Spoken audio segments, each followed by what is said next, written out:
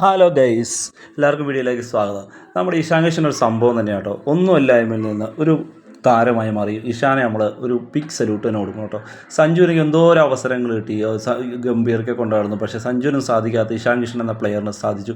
അഭിഷേക് ശർമ്മയെ പോലെ ഒന്നും സപ്പോർട്ട് ഇഷാൻ കിഷന് കിട്ടിയിട്ടില്ല. ഏത് കളിക്ക് പോയാലും സൈഡിലിരിക്കാനുള്ളൊരു ഇതാ പുള്ളിക്ക് കിട്ടിയിട്ടുള്ളൂ. പക്ഷേ പുള്ളിയുടെ ആ കളികളൊക്കെ നോക്ക്, എന്ത് ഇൻറ്റൻറ്റോടുള്ള കളികൾ. പുള്ളിനെ നമുക്ക് പറയാണ്ടിരിക്കാൻ പറ്റില്ല. പാകിസ്ഥാനെതിരെയുള്ള കളിക്ക് നമ്മൾ കണ്ടു നോക്കുക ഗൈസ്. എൻ്റെ അമ്മ, നമുക്ക് രോമാഞ്ചിഫിക്കേഷൻ വരും ഈ ഇഷാൻ കിഷൻ.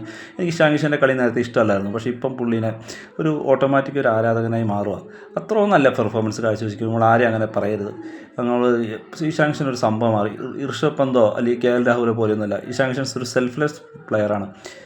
ഒരു ടീമിന് വേണ്ടിയല്ലാണ്ട് പുള്ളി മുട്ടി നിൽക്കാനൊന്നും നോക്കണം. പുള്ളി ഫസ്റ്റ് ബോളിൽ തന്നെ അടിച്ച് തകർക്കണ ഒരു രീതിയാണ് പുള്ളിനെ പോലെ നമ്മൾ അംഗീകരിച്ച് കൊടുക്കണം ഗൈസ്. സഞ്ജു അതുപോലെ സെയിം തന്നെ കേട്ടോ. സഞ്ജുവിന് ഒരുപാട് സപ്പോർട്ടൊന്നും പുറത്തുനിന്ന് കിട്ടുന്നത്. എന്നാലും സഞ്ജുവിന് ഇപ്പോൾ സപ്പോർട്ട് വരുന്നുണ്ട്. പക്ഷേ ഇനി സഞ്ജുവിന് കളിക്കാൻ പറ്റുമെന്ന് നമുക്കറിയില്ല. ഇഷാൻ പോലെ ഒരു ഓപ്പണർ അഭിഷേക് ശർമ്മ പോരാ. അഭിഷേക് ശർമ്മ ഇപ്പോൾ പണ്ടത്തെ പോലെ തന്നെയായി ഫോം ഔട്ടായി തുടങ്ങി. ഇഷാൻ കിഷനാണ് നമ്മുടെ പ്രതീക്ഷ. ലോകകപ്പ് നമുക്ക് ഇഷാൻ കിഷൻ നേരിൽ തരുമെന്ന് തന്നെയാണ് വിശ്വാസം.